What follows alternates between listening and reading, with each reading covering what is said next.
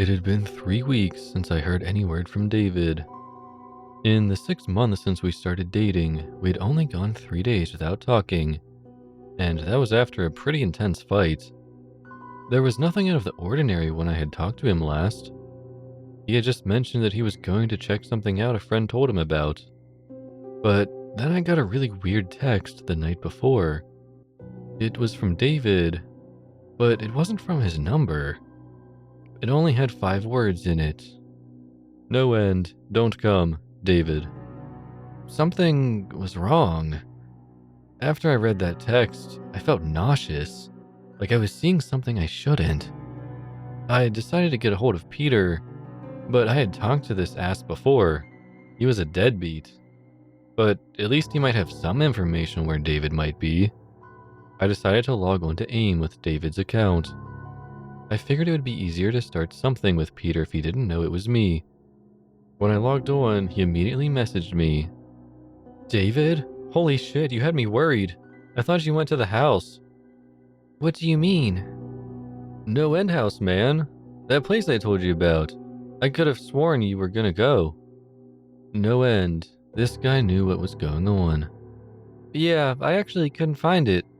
Maybe I'll try again tomorrow. Where was it again? No way. You already had me worried.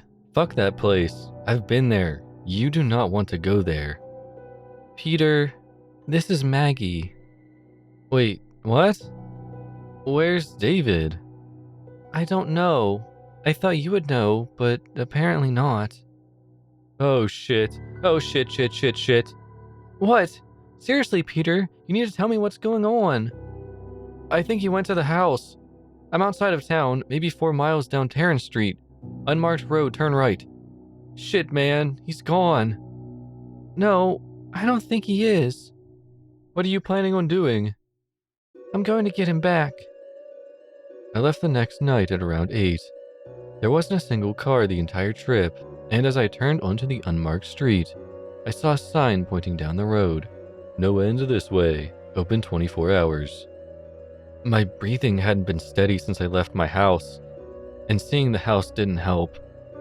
There weren't any other cars around, which made me think that it wasn't open. A light from the front stoop illuminated the surrounding area, and the windows showed that lights were on inside.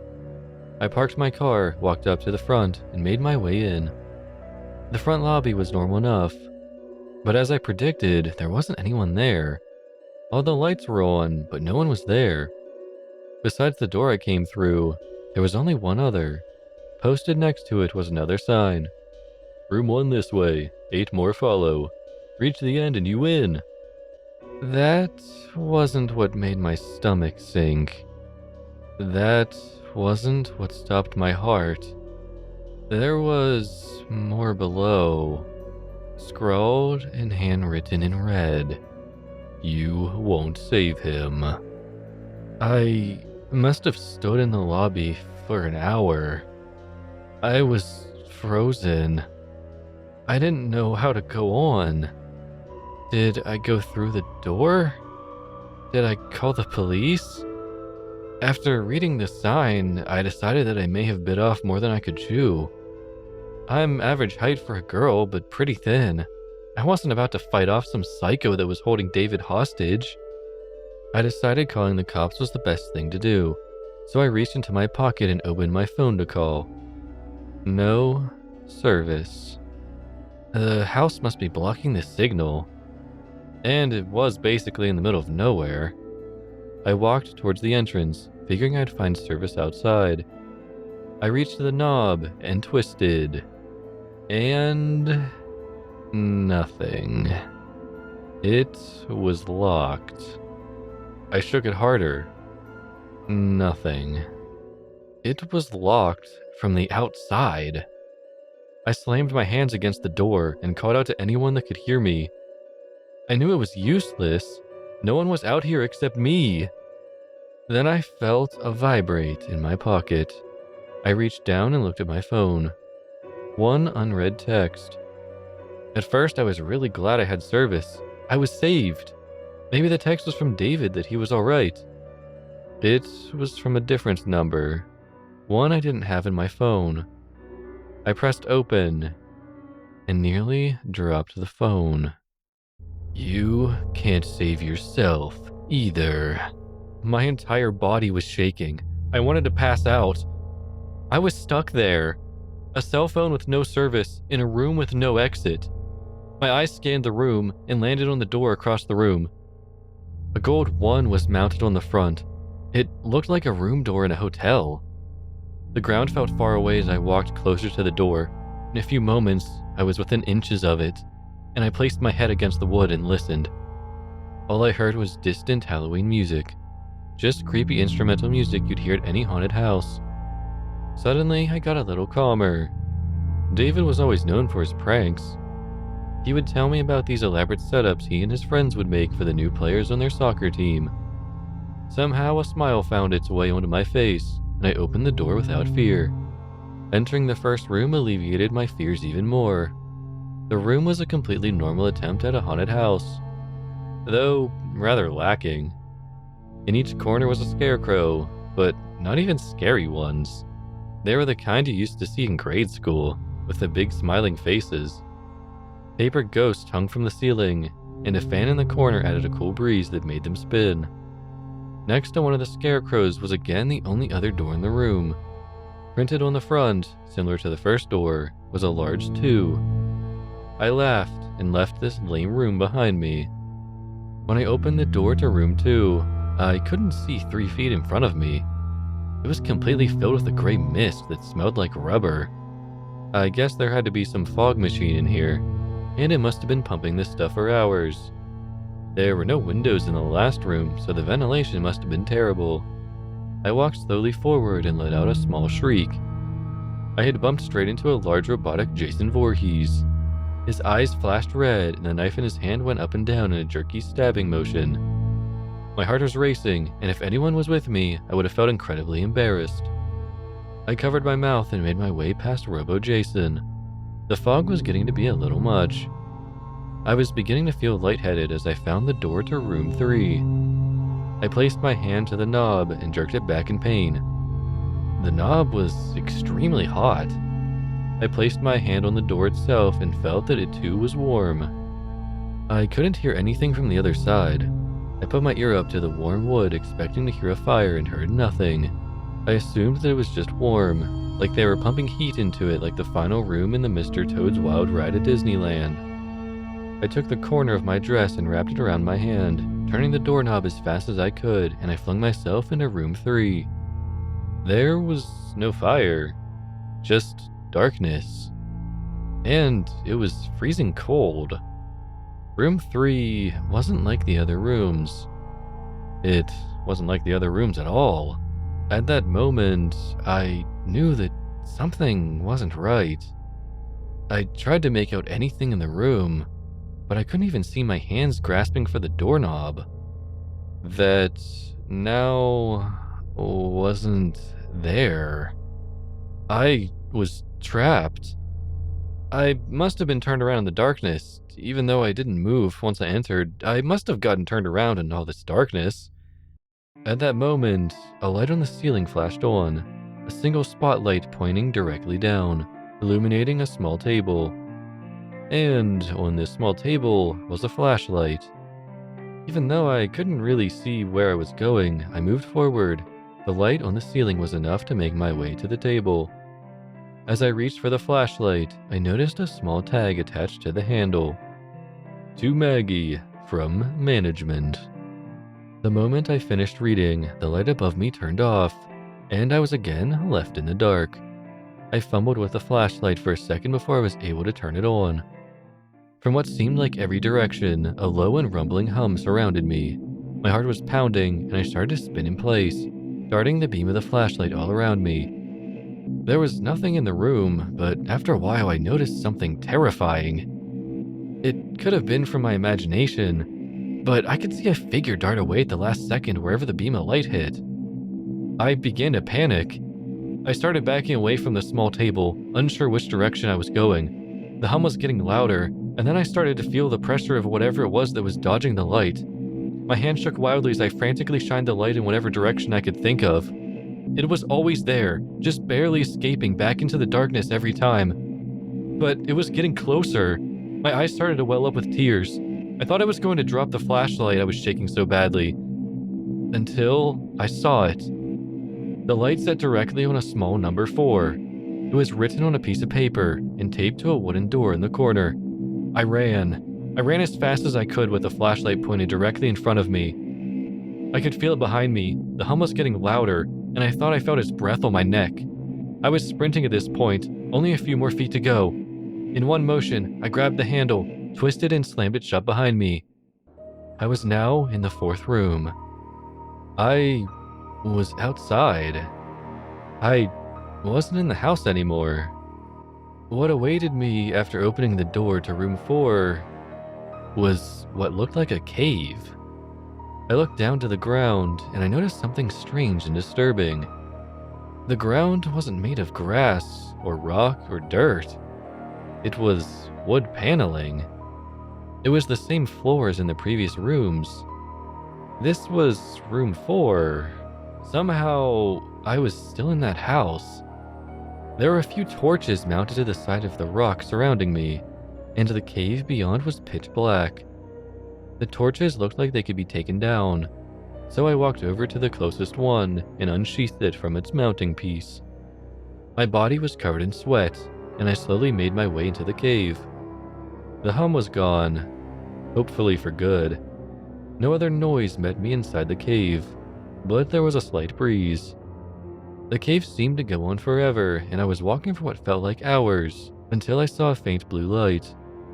I walked toward it, cautiously but at a decent pace. The light was an opening, the end of the tunnel. I started walking a little faster. I always hated cramped spaces like caves and tunnels. In a few moments, the exit was within feet, and before I knew it, I was at the end. And that's exactly where I was. The end. At the exit of the cave, the ground dropped off to a cliff, and there was no other way to go. I looked back into the dark cave behind me. I knew there wasn't any turns. It was a straight tunnel. I turned and looked down over the edge. What I saw made my stomach turn worse than it ever did before. What I saw was an ocean. Water all around, with nothing else in sight. The drop must have been 100 feet, with a small rock formation at the bottom. After a few seconds of studying the rocks, my stomach turned more than I thought possible, and my body broke into a fresh sweat. The rocks formed a number. The rocks formed a 5. I stood up and backed away from the edge. I hated heights. I was stopped by a wall that shouldn't have been there. I turned around and was met with a terrifying sight. The cave was gone. I was face to face with a solid stone wall, the side of whatever mountain this was. I had to keep telling myself I was still in the no-end house. I didn't leave. Clearly this isn't an actual mountain, but it felt so real. I turned back and looked over the cliff again. There was no way. This house has been pretty messed up before now. I was outside for God's sake. But what it expected me to do now was just too much. I knew what those rocks down there meant. That was the entrance to room 5. There were no stairs leading down, no other paths to use. I was trapped again. The house wanted me to jump. The house wanted me to jump. I sank to the ground and curled into a ball. I couldn't do it. There was no way I could jump off a cliff onto a jagged rock formation 100 feet below. My mind was split in two. I knew that I was still inside, but my surroundings screamed in my ear the opposite. I stayed there on the wooden ground for a while. At that point, I had lost all concept of time. After what seemed like weeks, I finally stood up. Slowly, I made my way to the edge of the cliff and looked down. The giant 5 taunted me to jump. It knew I couldn't do it, and it taunted me. And then the hum returned. The low and distant hum. It seemed to come from behind me, resonating within the mountain. I don't know what came over me, but after hearing that sound, something inside me lit up. I clenched my eyes shut, and I jumped. The wind was rushing up as I fell, and a deep fear washed over me. I was going to die. I was going to smash into those rocks and die. They were going to tear me apart, and I was going to die. I didn't dare open my eyes. I just fell. Even with a loud wind around me, the hum was now deafening. I just wanted it to be over. I just wanted it to be over. I just wanted to hit the rocks, and I wanted it to be over. And then I stopped. I wasn't falling anymore. But I never hit the rocks. I opened my eyes, and I looked around. I was standing on the familiar wood paneling of the house. The hum was gone, and silence took its place. I had made it. I was in room 5. I don't know how it happened, but I was in room 5. The feeling of dread was gone. I was just incredibly happy to be alive. After a few moments to collect myself, I decided to look around at the rest of the room. My happiness left me fast. This room was empty.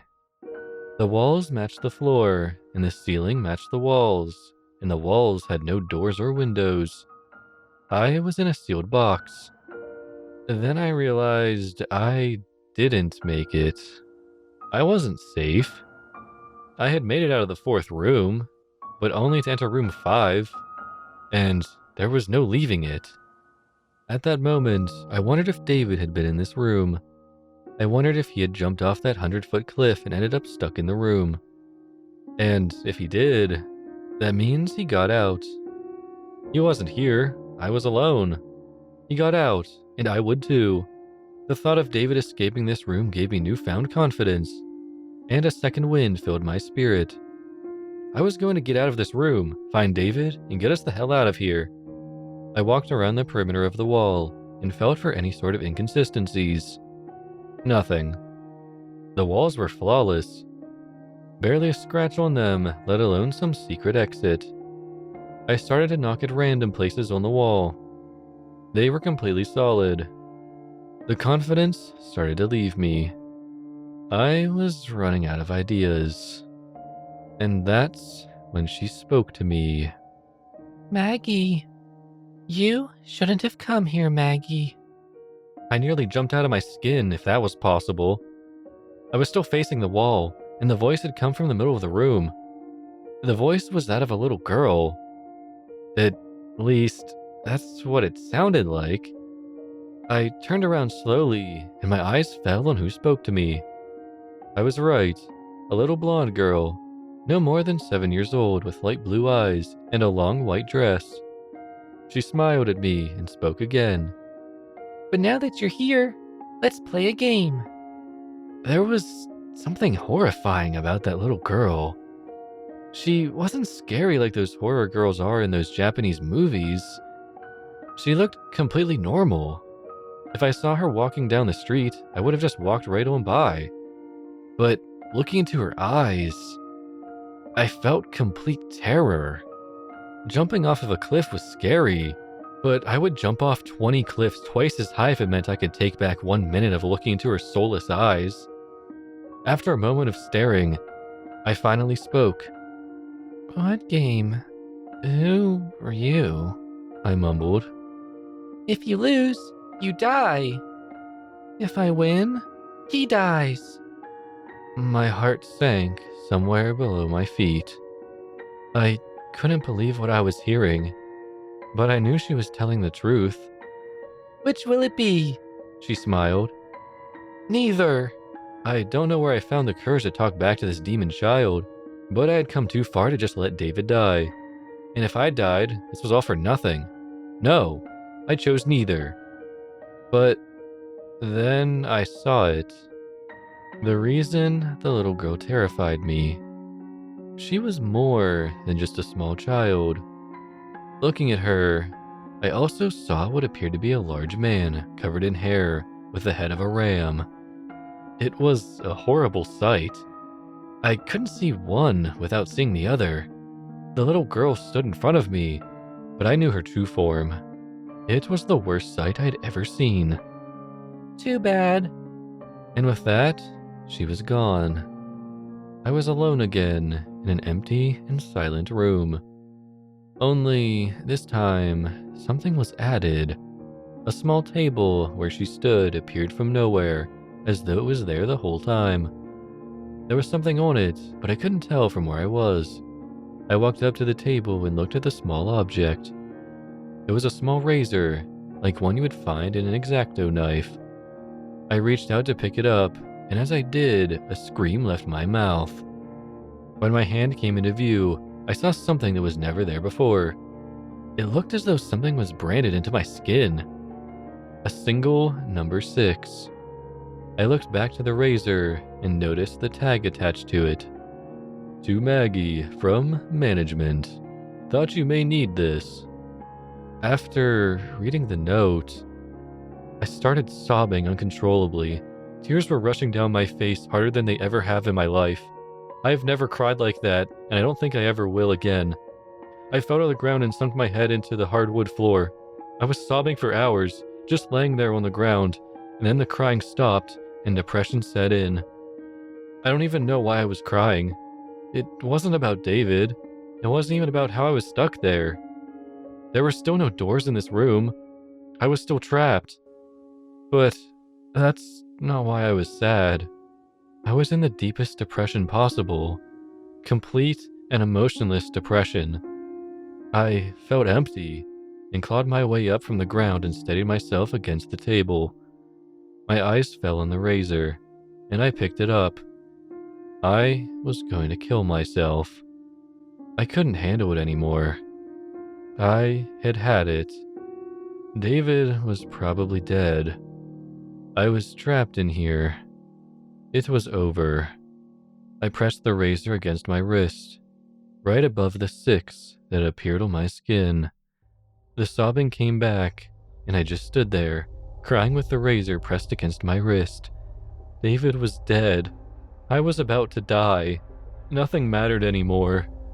And with one deep cut, I sliced down my wrist. Immediately after slicing down my wrist, I was no longer in room 5. I didn't die, I knew that for sure. The depression was gone, but I was by no means happy. Tears were still finding their way down my face. The room I was in was similar to the one previous, and again, it had no doors.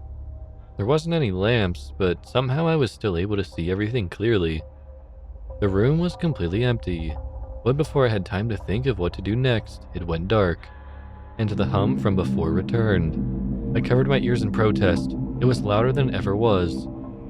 But it was over in a moment, and the lights returned. Only, this time, something was added to the room. And then I screamed. There in the middle of the room, strung up by chains and naked from the waist up, was David. It looked like he was tortured. Knife wounds littered his chest and arms. David! I ran up to him as fast as I could. He was conscious. I saw his chest move up and down, but he wasn't speaking. And that's when I noticed what was etched into his chest. I dropped to my knees as I saw it. The 7 stared at me as though it had eyes. I heard David try and speak, and I got to my feet and got as close as I could to him. David! David, can you hear me? Maggie, what are you doing here? His voice was slight, but he was talking, and I was thankful for that. David, I'm trying to save you. How do I get you down? There were large padlocks on the chains holding him in place. I looked around the room for any sort of key, but all I found was a small knife in one of the corners. The metal was way too thick for that knife to even dent it, so I disregarded it as useless. I went back to David. It looked like he was on the verge of death, and then I felt my pocket vibrate. It startled me something awful. I took the phone out of my pocket. As I suspected, one unread text. I flipped open the phone. That isn't me. I didn't know what to think. David was right there in front of me, But that text was from the first number that contacted me. It was the first text I received from David that mentioned the no-end house. Maggie. I heard his voice clearly with my ears and my mind. It seemed like his voice was coming from all sides.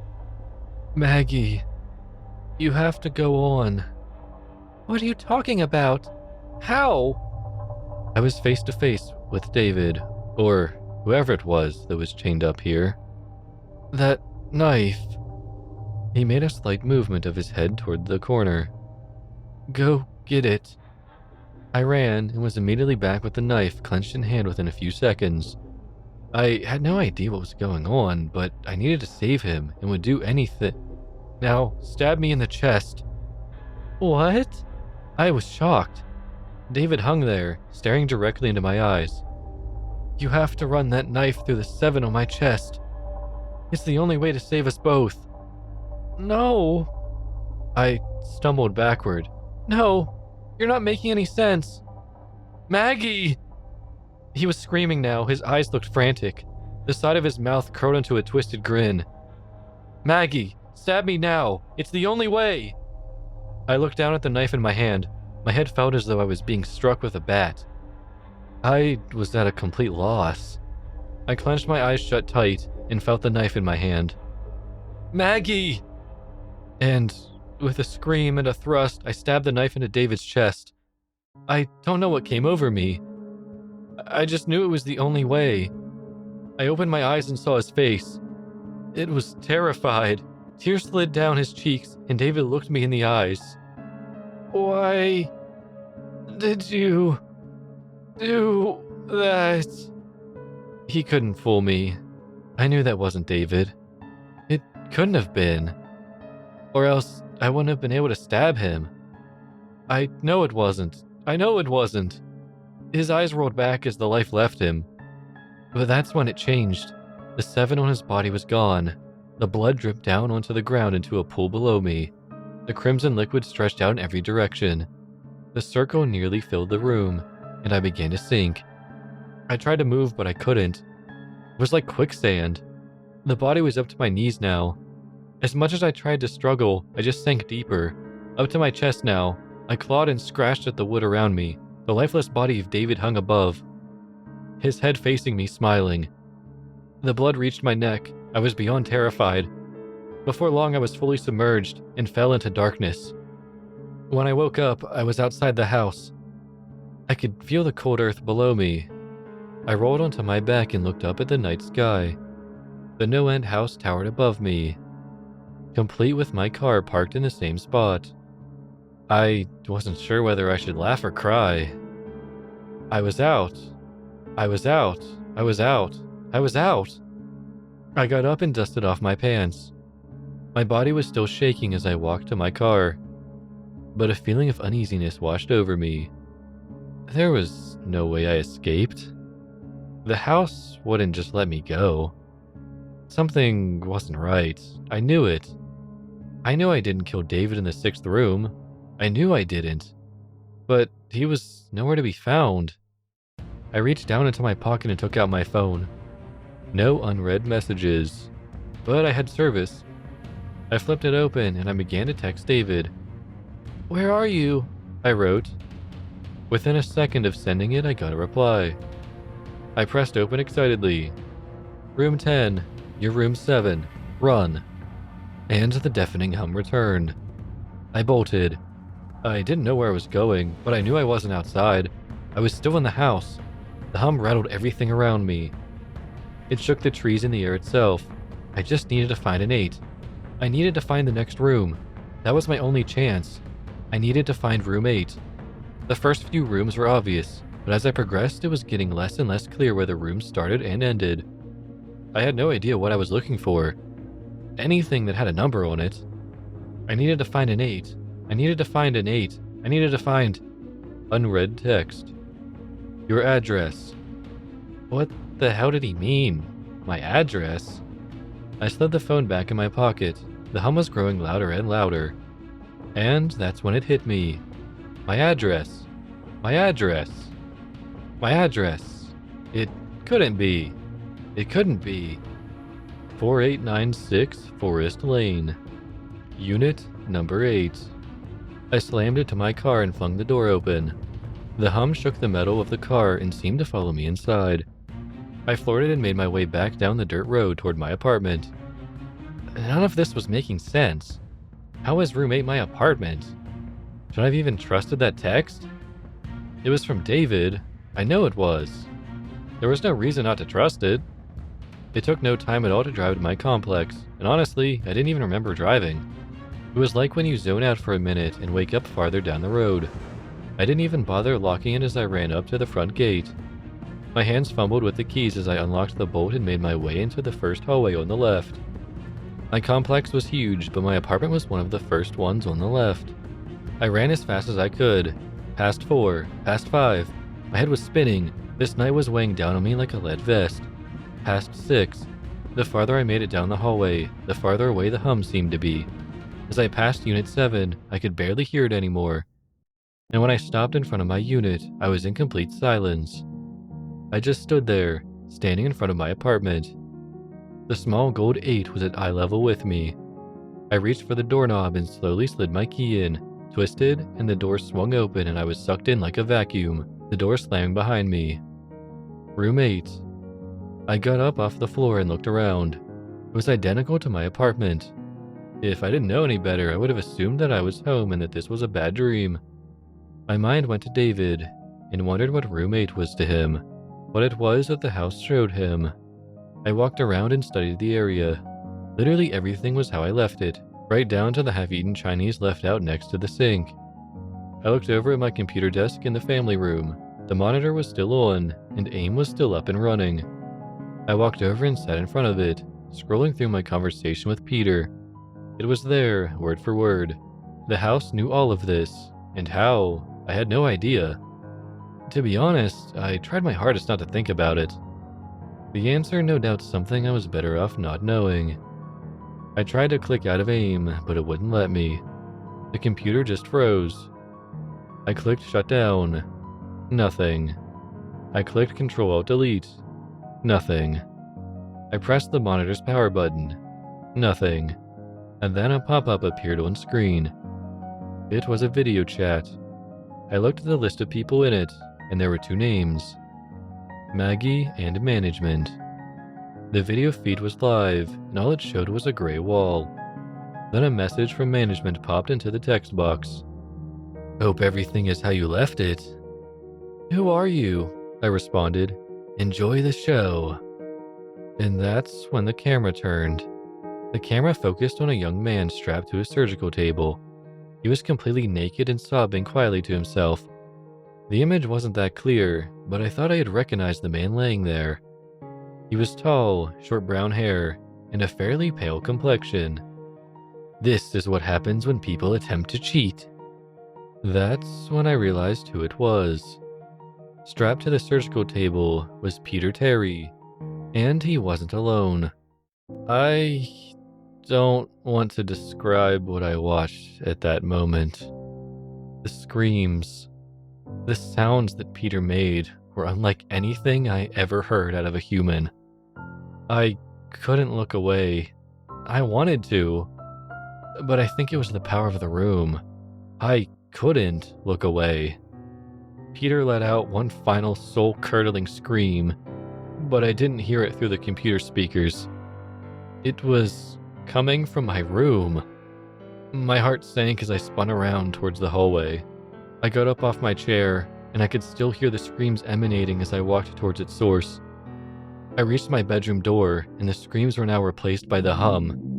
That hum. It had haunted me the entire time. I slowly opened the door, and I saw inside my room what I had seen on my computer. There was the surgical table, with whatever was left of Peter Terry strewn across its top. No one else was there. The others in the room were gone, but a chill went up my spine. The management was here with me, only one room away. I walked closer to the table. The stench was horrific, and it took everything in me to stop from vomiting. I knew I was nearing the end. I had to be. I looked around the room. Somewhere in here was the entrance to the next room. I knew it had to be, and it was. But it was simpler than I had expected. Across the room, where my bathroom door should have been, was a simple wooden door, similar to the early ones in the house. Something was stapled to the door, something long and bloody. It was the entrails of Peter Terry, and they formed a 9 on the door. I felt bad for Peter, but I had gone through hell that night. I walked right past the table, picked up a long surgical knife, and didn't give the body a second glance. The final door was there, and I walked right up to it. The night was about to end, and I was coming out of that room with David, and I was going to stop whoever it was that was keeping him here. The door opened easily, and as I stepped through, I saw what was waiting for me. It was an empty room. It resembled a waiting room for a doctor's office. There were a few chairs lining the walls and crumpled up old magazines in a basket in the corner. Across the room on the opposite side from where I came in, there stood a single door. My heart sank when I read the label printed on the wood. It wasn't a number. It was a single word. Management. I clenched the surgical knife in my hand. Alright, I'm fucking ending this. They were on the other side of the door. I could feel it, and David was too. The hum was louder than it had ever been. I could feel it inside me. It was coming from inside me. As I walked, it got louder, and as I placed a hand on the door, the room was filled with the sound. I turned the knob and opened the door. The room waiting for me was not what I had expected. It was the front lobby. The same front lobby that began this entire hell. Only this time, there was someone behind the desk. My heart jumped out of my chest when I saw who it was. It was Peter Terry. Hello, Maggie. Peter? No, there was no way. How? What? Who were you expecting? A ghost? Satan? Some creepy little blonde girl? He was smiling. I wasn't. What the hell is going on here? Maggie, come on. Just think for 2 seconds. Who first told David about this place? You didn't. Who told you about David's whereabouts here? God damn it, Peter. You were his friend. I'm sorry, Maggie, but that's how we run business here. Where is he? Where is he? He's in here with us, in the house, Maggie. He isn't going anywhere, and neither are you. I don't know what took over me, but I lost it. I jumped over the counter and shoved Peter to the ground. I grabbed him by the hair and slammed his head into the ground, the surgical knife in my other hand pressed firmly against his neck. I wanted to kill him. I had to kill him. He killed David. He wasn't killing me. Maggie, you can't. There's always going to be someone to run the house. No. I slid the knife across his throat and slammed his head further into the ground. I don't think there will be. With his death, the room went dark. I could still feel the surgical knife, but I was no longer holding on to Peter's hair. I don't know for how long I was in the darkness, but it felt like ages. I stood and felt for the desk, balancing myself with one hand on the side of the marble surface. Then the lights came on. I could see the windows across the room. It was still night out. I looked out and saw him. David was walking around outside, seemingly unharmed. I ran to the door and tried to open it. I was so happy. But the door wouldn't budge. I tried my hardest, but the door wouldn't let me out. I looked out the window and saw David as he began to walk down the dirt road. I rested my head against the door and saw it. My stomach lurched hard. There, pinned to my chest, was a name tag with one word: management.